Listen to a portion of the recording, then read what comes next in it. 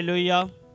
हम खुदावंद यीशु मसीह के बेहद शुक्रगुजार हैं कि उन्होंने हमें अच्छा चर्च दिया, सिटी हार्वेस्ट चर्च दिया हुआ है और अच्छा चरवाहा दिया हुआ है कि जो कि अपनी भेड़ों का अच्छी तरह से ख्याल रखता है। और उन्होंने एक KHN टीवी चैनल बनाया है कि ये वो बात है कि जैसे हम कहते हैं कि घर घर में अंजील सुनाएंगे, प्यारे यीशु का नाम बताएंगे। ये वो टीवी चैनल है कि घर घर में ये लोग देखेंगे और मौजज़ात जो होते हैं पहले तो चर्च में ही हम देखते थे, अब ये टीवी में भी देखे जाएंगे। और हम शुक्रगुजार हैं आप लोगों के कि आप टीवी चैनल देखें और खुदावंद के नाम को इज्जत और जलाल दें। मसीह यीशु के नाम से आमीन।